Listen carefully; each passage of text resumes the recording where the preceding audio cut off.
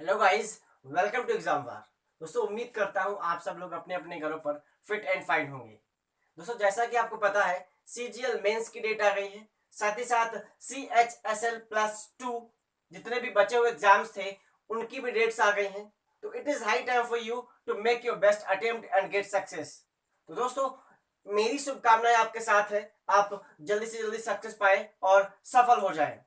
तो दोस्तों, इसी सीरीज में मैं आपके लिए आज की क्लास में पास्ट सॉरी फ्यूचर टेंस को लेकर आया हूं। जिस फ्यूचर टेंस से हम लोग फ्यूचर इंडेफिनिट या सिंपल फ्यूचर को डिस्कस करेंगे और यहां से बनने वाली हर एक इंपॉर्टेंट कंडीशन जो कॉम्पिटिटिव एग्जाम्स के पॉइंट ऑफ व्यू से काफी इंपॉर्टेंट होगी उसको हम डिस्कस करेंगे। तो चलो दोस्तों, शुरू करते हैं आज की क्लास और डिस्कस करते हैं फ्यूचर या सिंपल फ्यूचर या फ्यूचर इंडेफिनिट टेंस को। तो दोस्तों, सबसे पहले हम इस टेंस की पहचान समझ लेते हैं। इसकी पहचान क्या है? तो दोस्तों, बहुत से स्टूडेंट जो जो इसकी पहचान रखते हैं, क्या पहचान देखते हैं दोस्तों? इसकी पहचान वो लेते हैं कि वाक्य के अंत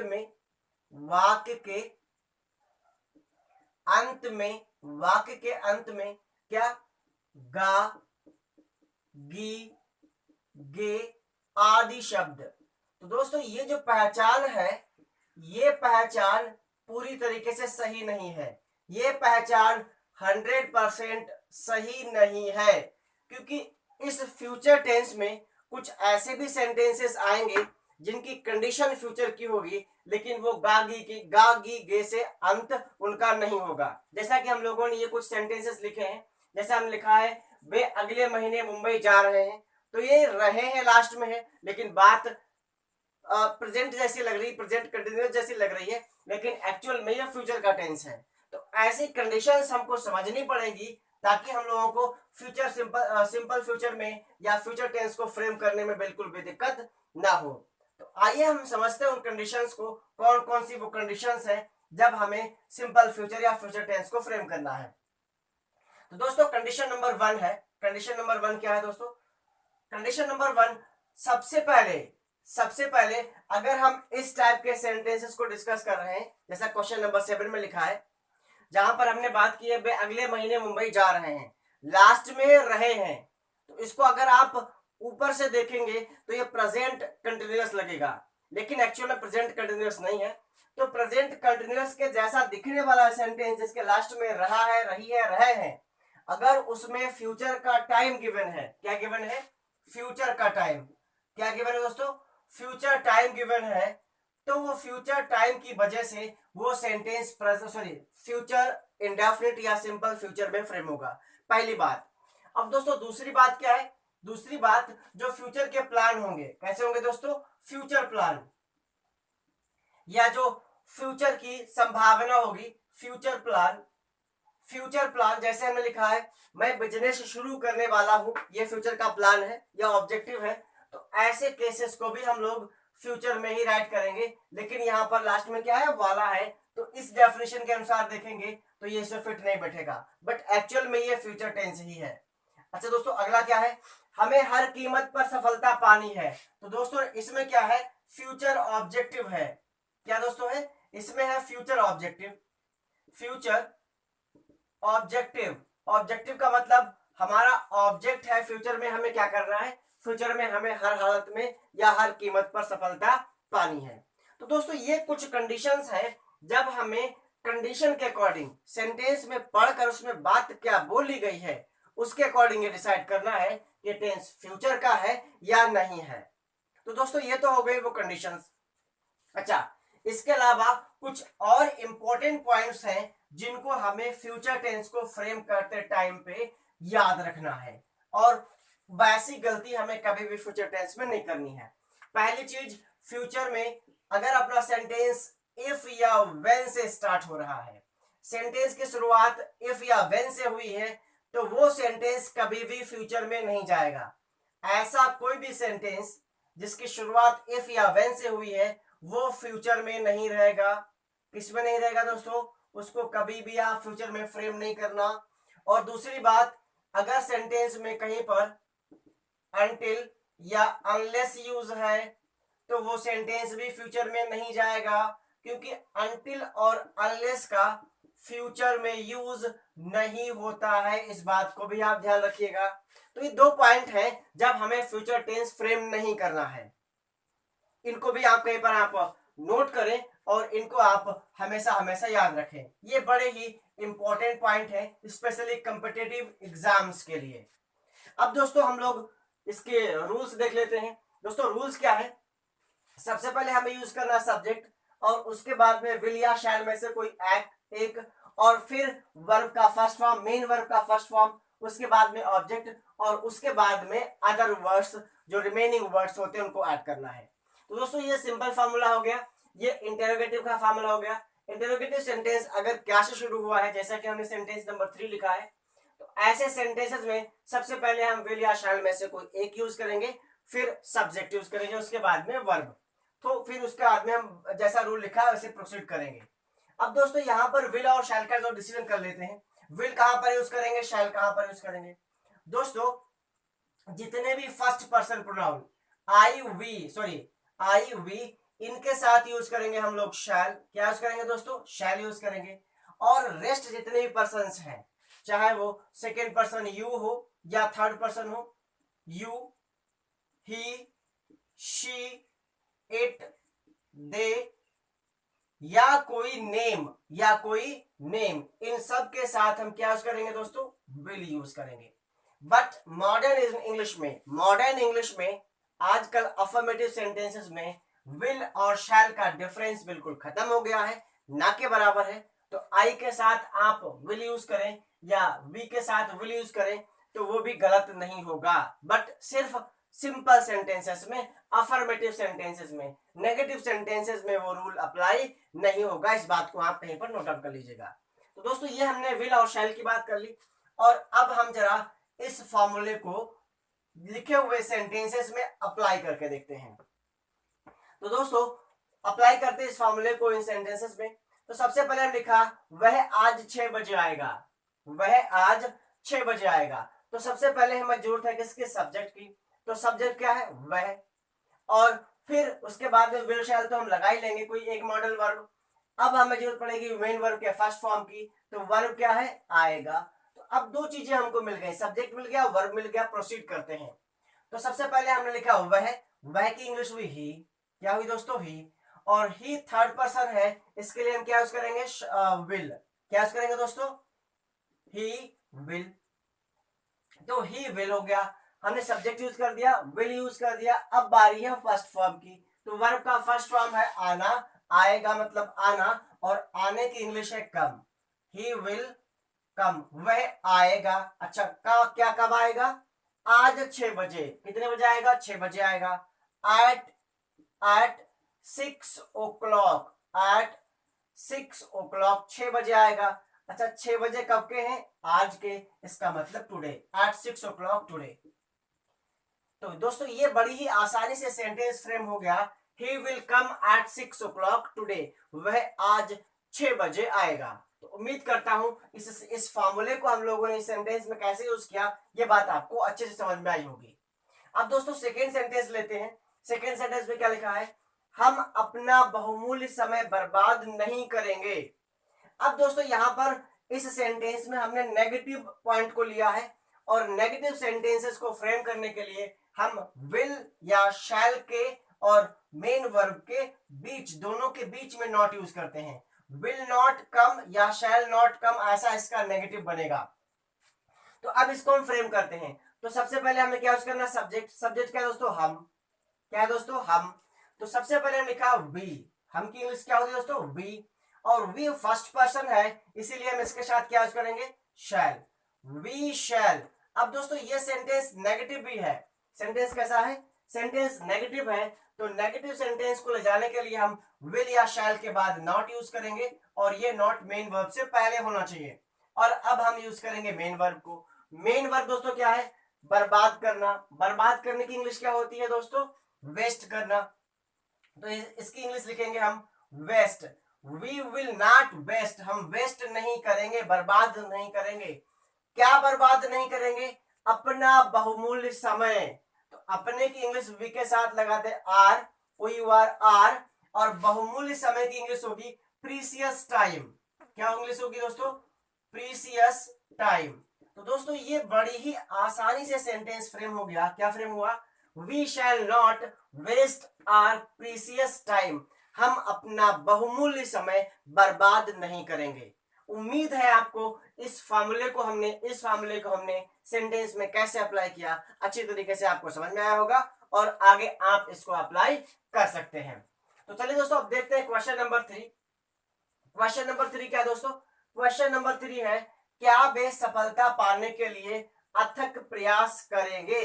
अब दोस्तों इस सेंटेंस को हम लोगों ने इंटरोगेटिव फ्रेम किया है और ऐसा इंटरोगेटिव जिसकी शुरुआत हुई है क्या से। तो अगर कोई ऐसा इंटरोगेटिव है जिसकी शुरुआत क्या से हुई हो तो सबसे पहले हम क्या यूज करेंगे? विल या शैल यूज करेंगे, उसके बाद में सब्जेक्ट यूज करेंगे। तो यूज करते हैं दोस्तों हम इसका सब्जेक्ट क्या है? वे है और वे के लिए हम क्या यूज करेंगे? विल यूज करेंगे। तो सबसे पहले हमने लिखा विल। क्या लिखा दोस्तों? विल। और फिर हमें लिखना है विल या शैल के बाद में सब्जेक्ट। सब्जेक्ट क्या है? दे। विल दे। दोस्तों बे की इंग्लिश क्या होती है? दे होती है। तो विल दे, तो हमने एक मॉडल वर्ब ले लिया और सब्जेक्ट ले लिया। अब बारी है दोस्तों वर्ब के फर्स्ट फॉर्म की, और वर्ब का फर्स्ट फॉर्म क्या है? प्रयास करना। दोस्तों प्रयास करने की इंग्लिश लगाते हैं हम लोग, प्रयास करने की सॉरी अथक प्रयास करना। तो प्रयास करने की इंग्लिश लगाते हैं मेक एफर्ट। क्या लगाते हैं दोस्तों? मेक। अब दोस्तों अथक प्रयास के लिए इंग्लिश लगाएंगे हम लोग रिलेंट लेस एफर्ट। क्या लगाएंगे दोस्तों? Reliant less. दोस्तों रिलेंट लेस का मतलब ये आर है, रिलेंट लेस का मतलब होता है अथक और एफर्ट का मतलब होता है प्रयास। Relentless effort, relentless effort. Will they make relentless effort? क्या वो अथक प्रयास करेंगे? किसके लिए? सफलता पाने के लिए। पाने के लिए to get success, to get success. दोस्तों ये हमने अदर वर्ड्स लगा दिए और सेंटेंस अपना फ्रेम हो गया।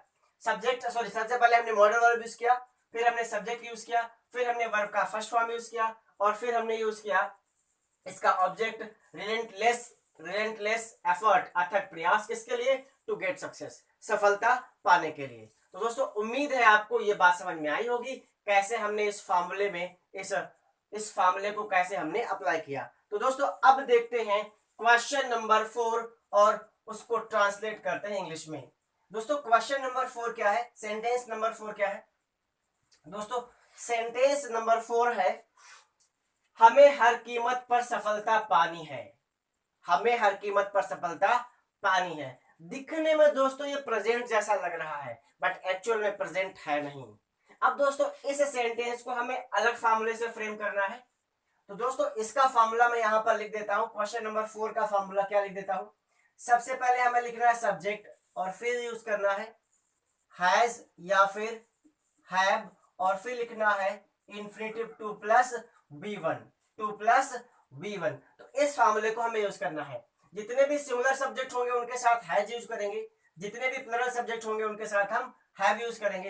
हैज हैव का हम लोग ये डिस्कशन पहले भी क्लासेस में कर चुके हैं, तो उम्मीद है आपको समझ में आई होगी बात। दोस्तों अब हमें इसको इसके बाद में हम दोस्तों इसका ऑब्जेक्ट लिख देंगे इस वर्ब का, इस इंफिनिटिव का, और सेंटेंस खत्म हो जाएगा। अब इस फॉर्मूले में हम इसको फ्रेम करते हैं। हमें हर कीमत पर सफलता पानी है। हमें हर कीमत पर सफलता पानी है। दोस्तों सब्जेक्ट क्या है? हम, वी। तो वी के साथ हम क्या यूज करेंगे? हैव। ये प्लूरल है। वी हैव, हमें क्या करना है? सब्जेक्ट हो गया, हेल्पिंग वर्ब हो गया। अब दोस्तों to plus V1, to plus V1 का मतलब वर्ब क्या है दोस्तों? इसमें पाना है। पाना का मतलब गेट। वी हैव, अब इससे पहले हमें टू लगाना है इंफिनिटिव बना के। We have to get, we have to get, हमें पाना है, हमें पाना है। और क्या पाना दोस्तों है? सक्सेस, सफलता पानी है। We have to get success, we have to get सफलता। यहाँ पर sorry to plus V1 I mean infinity तक हम लोग यूज कर चुके हैं। अब ऑब्जेक्ट क्या है? Success. We have to get success, we have to get success. अब एक बात और अभी बची है अदर वर्ड्स में, हर कीमत पर। और दोस्तों हर कीमत के लिए यूज करते हैं at any cost, at any cost. तो दोस्तों ये सेंटेंस फ्रेम होगा we have to get success at any cost, हमें हर कीमत पर सफलता पानी है। ऐसा सेंटेंस हमने फ्रेम कर दिया। अब दोस्तों इसके बाद में सेंटेंस नंबर 5 हमने क्या लिखा है, हमें अपना बिजनेस मैं अपना बिजनेस शुरू करने वाला हूं। दोस्तों इस सेंटेंस का फॉर्मूला फिर से अलग होगा और इसका फॉर्मूला मैं आपको लिख के बताता हूं। इसका फॉर्मूला क्या है दोस्तों, जब सेंटेंस में वाला या वाली दी हो, मींस फ्यूचर की संभावना हो, तो सबसे पहले हमें क्या यूज करना है, सबसे पहले हमें यूज करना है सब्जेक्ट और फिर यूज करना है इज एम आर में से कोई एक, इज एम आर में से कोई एक, और फिर यूज करना है टू प्लस वी वन, जिसको हम लोग इन्फिनेटिव कहते हैं। क्या कहते हैं दोस्तों, इन्फिनेटिव कहते हैं टू प्लस वी वन। और इसके बाद में इसका ऑब्जेक्ट यूज कर देना है, सेंटेंस अपना फ्रेम हो जाएगा। इसके बाद अगर अदर वर्ड्स बचते हैं तो आप बाद में लगा सकते हैं अदर वर्ड्स को। उम्मीद है इसको फॉर्मूले को अप्लाई करने में आपको कोई भी दिक्कत नहीं होगी। सिंगुलर सब्जेक्ट के साथ हम यूज करेंगे इज, जब सब्जेक्ट अपना आई होगा तब हम यूज करेंगे एम, और सब्जेक्ट अगर प्लूरल होगा तब यूज करेंगे आर। तो चलिए दोस्तों अब फ्रेम करते हैं सेंटेंस नंबर 5 को। मैं अपना बिजनेस शुरू करने वाला हूं। तो दोस्तों सब्जेक्ट बना मैं, क्या बना मैं, तो मैं के लिए क्या लिखेंगे दोस्तों आई, और आई के साथ क्या यूज करते हैं एम। तो दोस्तों आई एम, आई एम, तो हमने सब्जेक्ट ले लिया, हेल्पिंग वर्ब ले लिया। अब हमें टू प्लस वी वन चाहिए, आई मीन इन्फिनेटिव चाहिए। दोस्तों वर्ब क्या है, वर्ब है शुरू करना। क्या दोस्तों है शुरू करना। तो शुरू करने की इंग्लिश क्या होती है start. I am to start, I am to start, I am to start, I am, sorry यहां पर मैं टू भूल गया हूं, लिख देता हूं आई एम टू स्टार्ट, मुझे शुरू करना है या मैं शुरू करने वाला हूं। क्या शुरू करने वाला हूं, अपना बिजनेस, अपना बिजनेस। दोस्तों आई के साथ अपनी इंग्लिश होती है माई, माई बिजनेस, माई बिजनेस। तो दोस्तों ये सेंटेंस बड़ी ही आसानी से फ्रेम हो जाएगा।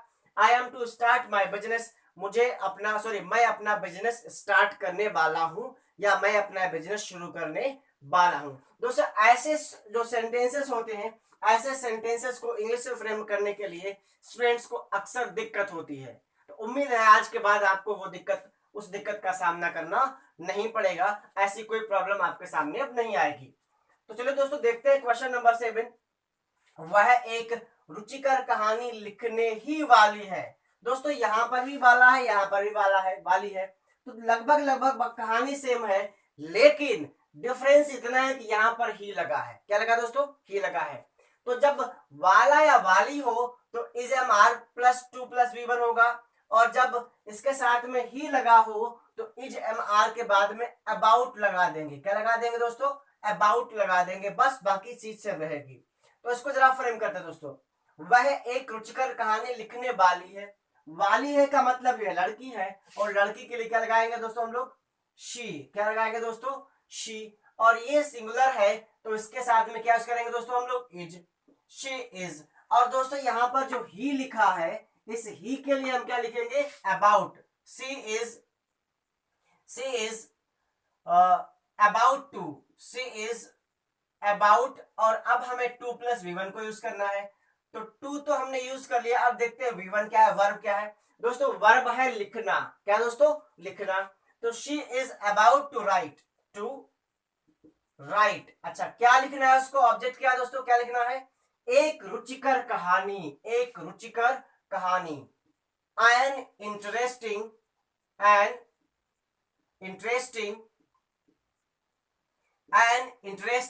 स्टोरी। एन इंटरेस्टिंग स्टोरी का मतलब हुआ एक रुचिकर कहानी। तो दोस्तों ये सेंटेंस हमने बड़े ही आसानी से फ्रेम कर लिया। क्या फ्रेम किया, she is about to write an interesting story, an interesting story, वह एक रुचिकर कहानी लिखने ही वाली है। तो उम्मीद है दोस्तों ये बात आपको समझ में आई होगी। दोस्तों ही के लिए हमने क्या लिखा, ही के लिए हमने लिखा अबाउट, और बाकी सारी चीजें इस फार्मूले की ही हमने यूज की हैं। तो उम्मीद है आपको ये फार्मूला समझ में आया होगा। तो चलिए दोस्तों अब देखते हैं अगला सेंटेंस। अगला जो इस क्लास का लास्ट सेंटेंस है वो क्या दोस्तों, वो सेंटेंस है वे अगले महीने मुंबई जा रहे हैं। वे अगले महीने अगले महीने मुंबई जा रहे हैं। तो दोस्तों ये सेंटेंस बाहर से दिखने में रहा है, रही है, रहे हैं, प्रेजेंट कंटिन्यूअस जैसा लग रहा है, लेकिन एक्चुअल में प्रेजेंट कंटिन्यूअस ये नहीं है। तो दोस्तों ऐसे सेंटेंसेस को हम कैसे फ्रेम करेंगे? ऐसे सेंटेंसेस को हम लोग प्रेजेंट कंटिन्यूअस के फॉर्मूले से ही फ्रेम करेंगे, बट इसमें टाइम लगाना पड़ेगा हमको। तो इसको हम क्या फ्रेम करेंगे? दे के लिए क्या लगाएंगे हम सब दोस्तों? सबसे पहले हम लगाएंगे बे के लिए दे। क्या लगाएंगे दोस्तों? दे। अब दे के साथ में आप इज एम आर में से क्या यूज करेंगे? आर। They are. अब दोस्तों वर्ब क्या है? जाना। अब इसमें हम लोग आईएनजी लगाएंगे। दे आर गोइंग, वो जा रहे हैं। कहां जा रहे हैं? Mumbai. They are going to Mumbai, to Mumbai. दोस्तों इस सेंटेंस को हमने अभी तक प्रेजेंट कंटिन्यूअस के फॉर्मूले से यूज किया है, प्रेजेंट कंटिन्यूअस के फॉर्मूले से फ्रेम किया है। They are going to Mumbai.